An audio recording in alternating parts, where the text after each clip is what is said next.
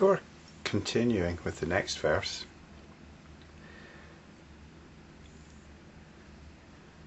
I'm not sure I can let some of the stuff I said in the previous video,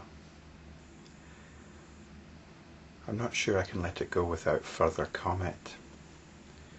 The previous verse, which was verse 384, was about the arena of our spiritual practice. Our spiritual practice isn't something that we do for half an hour in a nice little corner of our room with incense and flowers and maybe a statue or a picture of the Buddha or whatever. That's not spiritual practice. Spiritual practice is ongoing. And I spoke in the previous video about all the different modes that we operate in during the course of a day. And what do I mean by that? Well, we operate differently according to the context we're in. We operate in a certain way with our family and even with different members of our family. Whether you've got brothers, sisters, children, parents, we operate in a different way in accordance with who we're talking to. That's within the family, within the home. We operate in a different way with our friends. We operate in a different way with our colleagues at work, with our bosses, when we're going for a job interview, all the rest of it. These are all the different modes we operate in. Even just walking down the street is a different mode to the one we're in when we're at home, or when we're commuting to work, sitting in a bus or a train. We're in a different mode then. There are other people around. Certain reflexes come into operation. Spiritual practice is normally something we do at home, in a context, perhaps when everybody else is out or when we've got some time to ourselves. But that's no good. We need to take it out. And it's not only all that we have to work with, we've also got our own moods.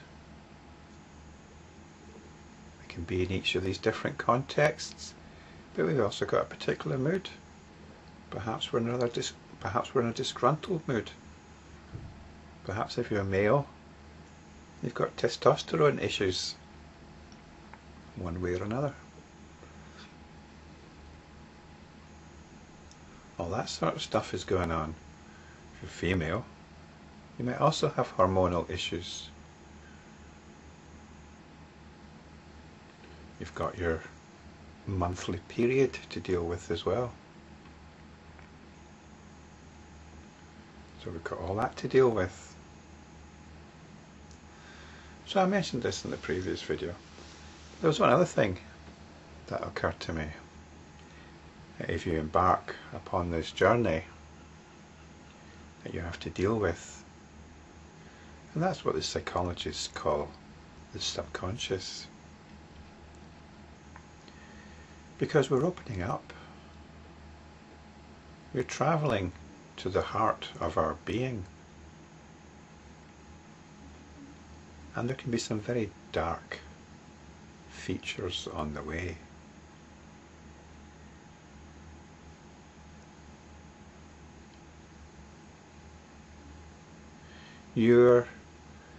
When you undertake this journey, you're loosening the parameters of your own psyche.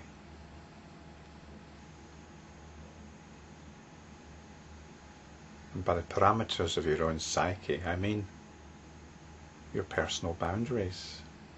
We each have boundaries that we operate within.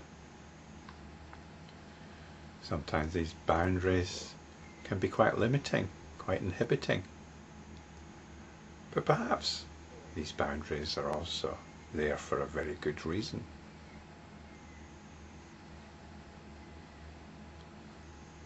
I suspect some of these people that go on the rampage, and we seem to be hearing more and more about them recently, either those that go on the rampage sexually or violently. They just start shooting a lot of people. There are people that these boundaries have broken down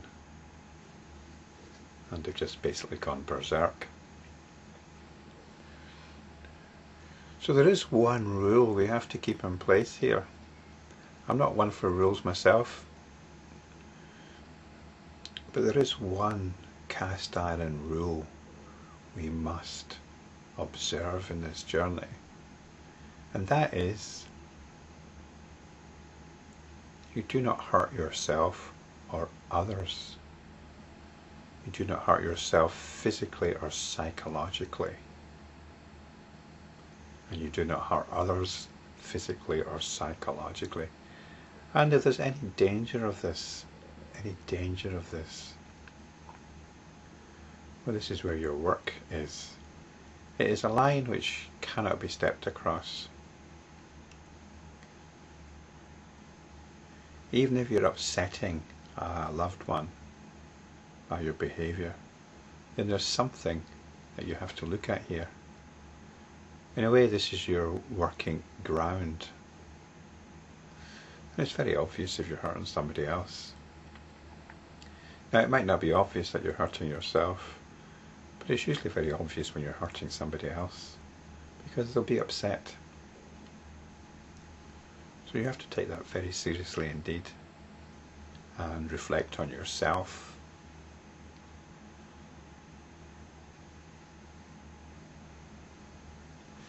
Because in this journey, you're very much on your own. And this is quite a difficult one. There are many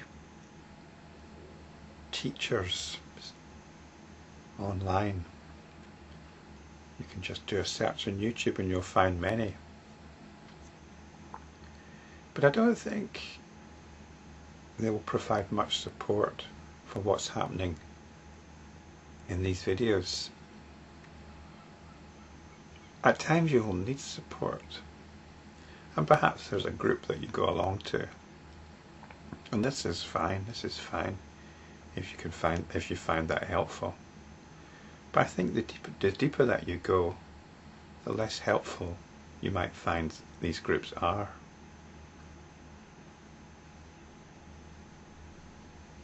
Because they're not coming from the same place as the teachings presented here.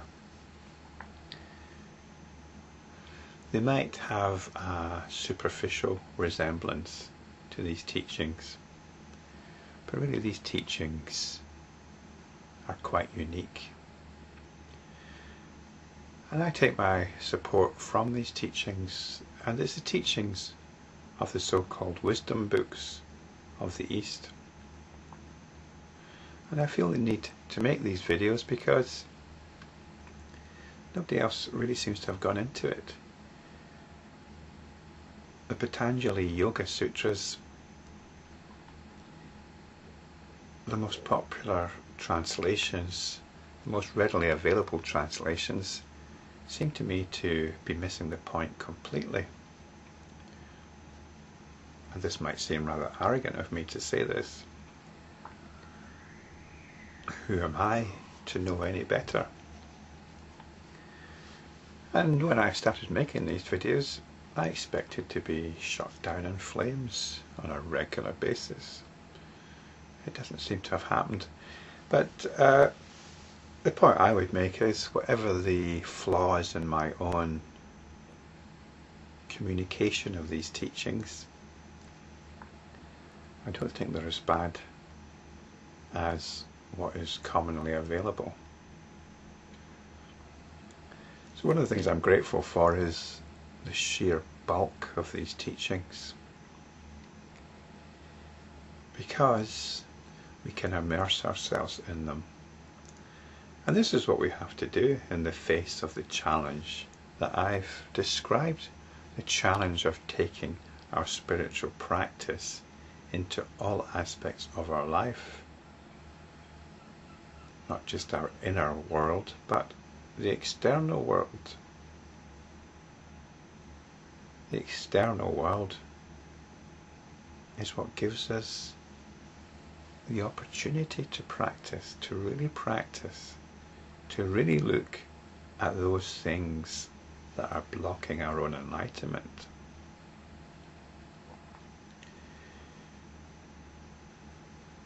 And I was thinking about this, I was thinking about it in the light of what I was saying in the last video.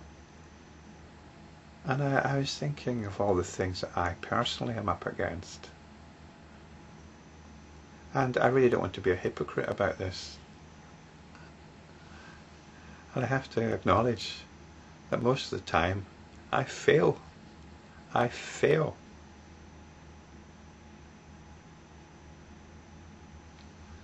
Enlightenment practice is largely about failure. But this isn't something to beat myself up about.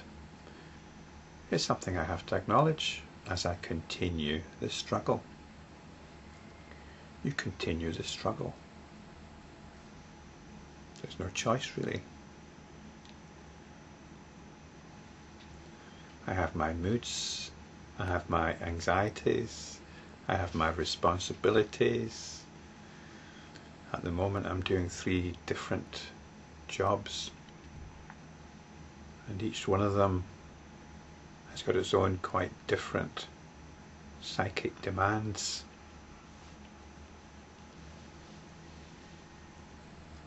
I've got my own anxieties, financial ones, although when I think about it objectively, I'm actually living a lifestyle which is pretty good. But that's part of my psychological disposition. It's something I have to work with. I have to embrace it, accept it, come back to awareness each time. Examine the basic mood tone. Embrace it. As opposed to fueling it. In order to do that, I must become aware of that mood tone. Most of the time, you just want to go with the mood tone. You don't want to know about these teachings. This is when there's failure.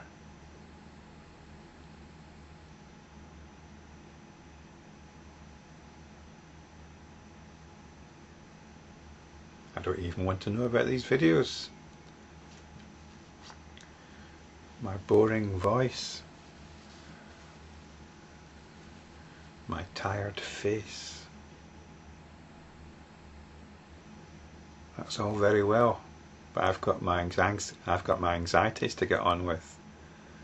I've got my responsibilities to get on with. Failure in spiritual practice is making excuses not to practice. Failure in spiritual practice is forgetting it and not wanting to remember it.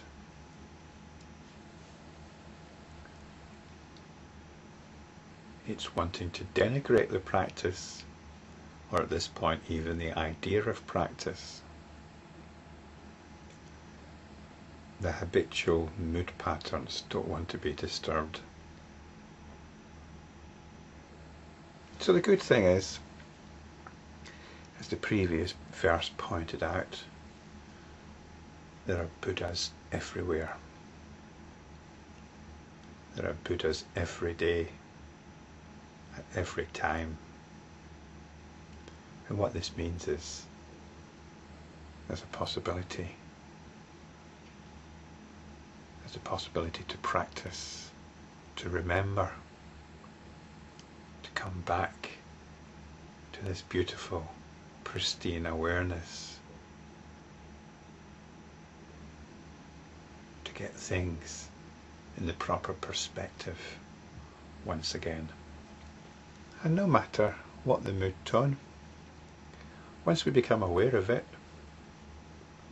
there's a possibility of embracing it. And in embracing it, we undermine it. And perhaps